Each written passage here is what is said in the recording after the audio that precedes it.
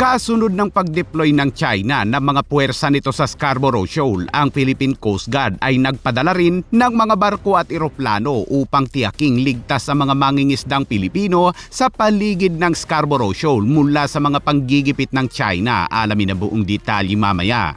At sa patuloy na talakayan sa Senado kaugnay sa West Philippine Sea, abay muli na namang nagkasagutan ang ilang mga senador sa gitna ng Interpellation Senate Resolution number 256. Nagalit ang ilang mga senador kay Marcoleta matapos nitong sabihin na wala umanong kwenta ang ipinaglalaban ng Pilipinas dahil wala itong legal na mapa na naka-coordinate sa United Nations. Tugon naman ng iba, ang 9-dash line ba ng China ay legal ba?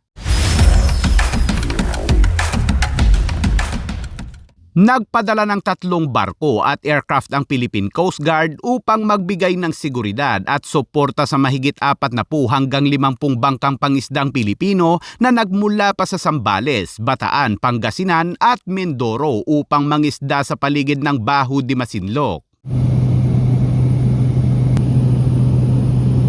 Layo ng operasyong ito ng Philippine Coast Guard na tiyakin ang kaligtasan at seguridad ng mga Pilipinong mangingisda mula sa mga posibleng panggigipit ng mga puwersang pandagat ng China. At sa panahon ng misyon, naitala ng mga assets ng Philippine Coast Guard ang presensya ng 3 sasakyang pandagat ng China Coast Guard at Chinese warship sa lugar. At habang minomonitor ng Philippine Coast Guard aircraft ang paligid ng Scarborough Shoal, abay makailang beses na nakatanggap ng radio challenge ang piloto ng Philippine Coast Guard mula sa barkong pandigma ng China.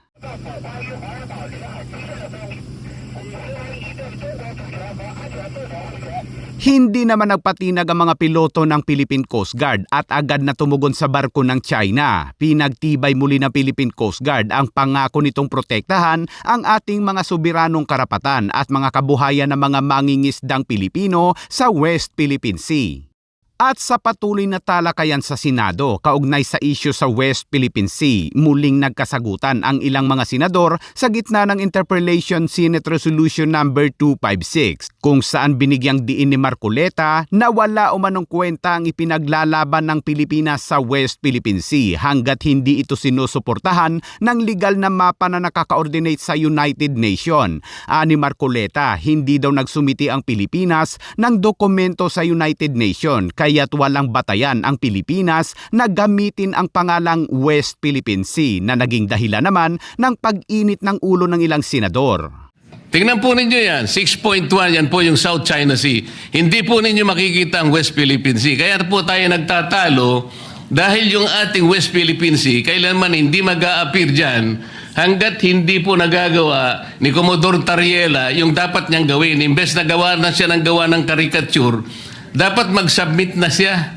Malinaw ang pagkasabi ni Marcoleta mga kabayan na hindi daw nakikita ang West Philippine Sea sa mapa, pero kung inyo pong susubukang isearch sa inyong mga cellphone mga kabayan ay makikita sa Google Map ang West Philippine Sea at matagal na po yang inilagay ng Google dahil nakapagsumiti na ang Pilipinas noon ng coordinate sa Secretary General ng United Nations at iyon ay kinilala ayon yan kay dating Senator Tolentino.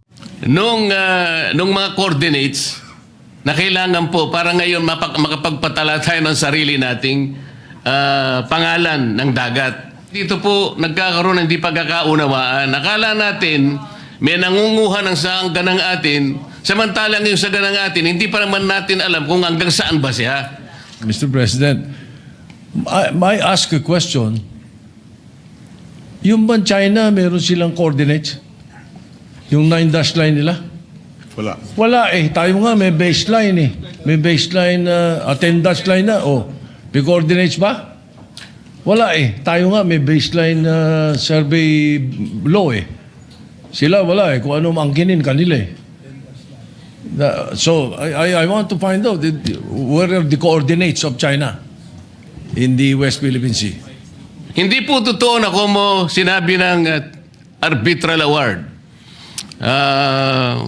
Wala yung 9-dash line mo, China. Totoo naman yun eh.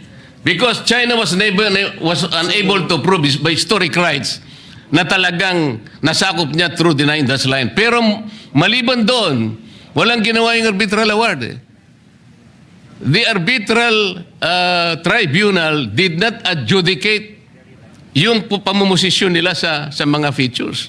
Hindi naman niya sinabi, China, umalis ka na dyan sa mga inoccupy mong features. Meron ba siya sinabing gano'n? Wala po. And China continues to occupy those features. Meron din tayo. Meron din ang Vietnam. Kaya po disputed ngayon eh. Kahit na po in-award ang West Philippine Sea o yung ating exclusive economic zone, it's still a disputable waters. Dahil nga, wala pa tayong coordinates na isasubmit na nire-require po sa atin. Why even under Republic Act 12064, the limits of the West Philippine Sea cannot be drawn with precision. Yun po yung sinasabi natin. Hindi po natin magagamit yung mga batas na ginawa natin dahil meron pong problema. Pero dati nang sinabi ni former Associate Justice Antonio Carpio na Alam mo, si Marcoleta was a congressman when Republic Act 9522 was approved. And he was also, I think, in Congress when the Maritime Zones Act was approved.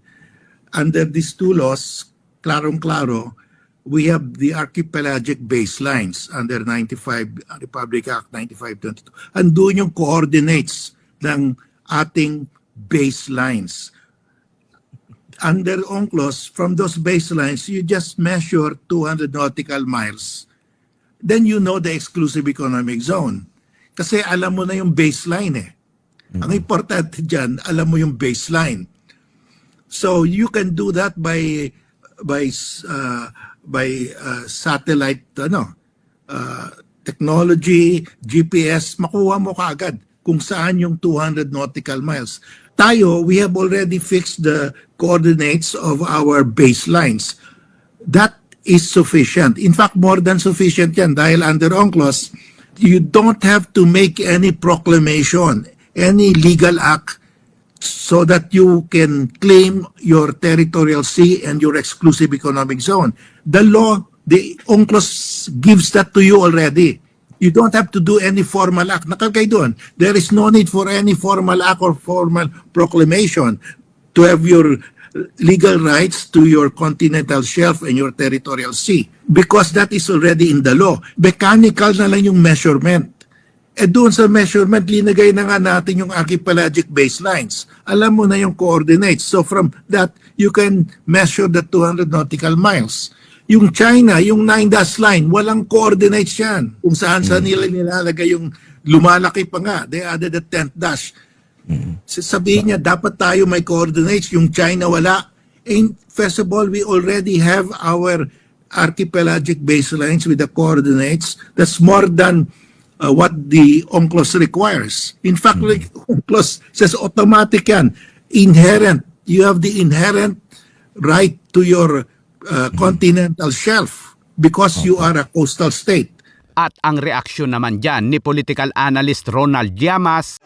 Uminit na naman ang ulo ko. No? Uminit na naman ang ulo ko dahil nakikinig ako sa Senado. Nakikinig ako. Tapos narinig ko nagdedebate si Senator Marcoleta. Napanood ko yan. Sobra akong bilib kay Senator Marcoleta. Dahil hindi pa siya nakontento maging abogado ng mga diskaya. Nag-abogado pa siya sa China. At para siyang spokesperson. Hindi siya mukhang senador. Mukha siyang spokesperson.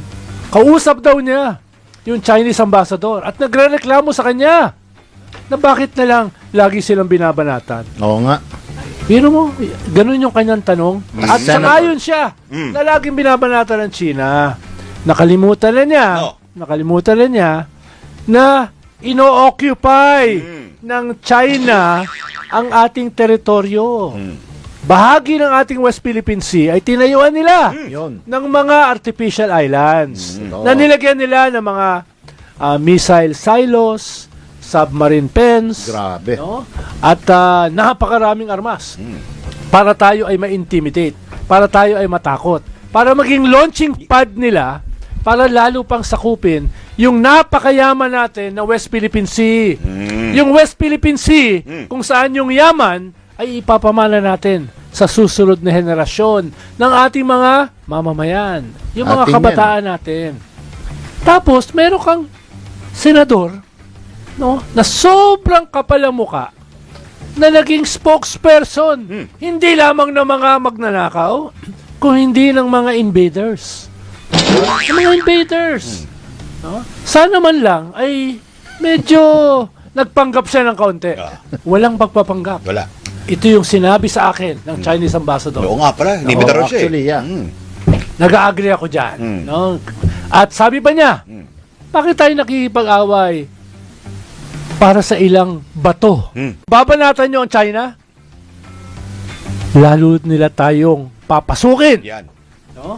Kaya kayo ay pro-China dahil pinapapasok nyo, pinapalusob nyo ang China sa ating teritoryo. Nahilo ako doon. Labo. Nahilo ako doon. Galing, di ba? Medyo